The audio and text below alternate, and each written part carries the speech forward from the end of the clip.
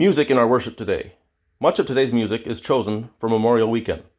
The composer Charles Callahan calls this prelude a hymn fantasia on Melita. Melita is the name of the tune for Eternal Father, Strong to Save, the Navy hymn. Callahan calls for the piece to begin very softly, building to full organ by the end. The choir anthem, Blades of Grass and Pure White Stones, is a memorial to American service personnel. It was written in part by former Senator Orrin Hatch of Utah. The offering music was written by Jacob Weber, a young up-and-coming composer. His bachelor's degree in music is from Concordia University, Wisconsin. He served as music director at Emmanuel Lutheran Church, Dearborn for a time, but is now the associate editor of worship and music at Concordia Publishing House in St. Louis.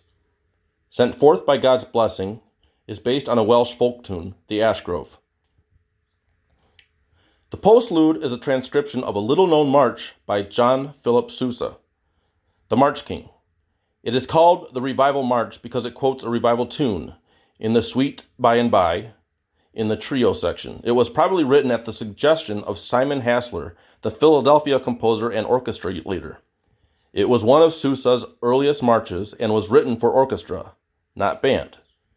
His former music teacher, John Espuda Jr., made note of the march and correctly predicted Sousa's future in music. He wrote in the September 30th, 1876 issue of his weekly newspaper, The Music Monitor, "We have now on hand the Grand Revival March, composed by J.P. Sousa of this city, and which was played with immense success by Hassler's Orchestra and the Chestnut Saint Theater in Philadelphia. The march is deserving of credit. We are glad to see such proficiency in one so young and predict for him a brilliant future."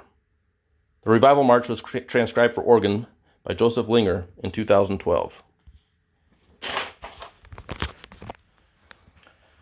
So this week we throw it back, man. We throw it way back to May of 1969, 50 years ago, when The Who debuted to the world in Detroit, the operatic Tommy.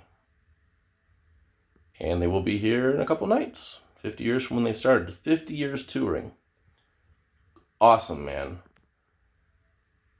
But may it be known, Sousa and his band were hitting it for 40 years, in the late 1800s into the early 1900s, by train. That's impressive. Very thankful to participate in a 102nd anniversary at the Memorial Opera House in Valparaiso, Indiana, on the very week night of the exact date of when Sousa and his band were there, with the great Keith Bryan Sousa impersonator. Maybe I'll post something about it sometime. Rock on, Sousa. Who are you? You're the greatest of all time.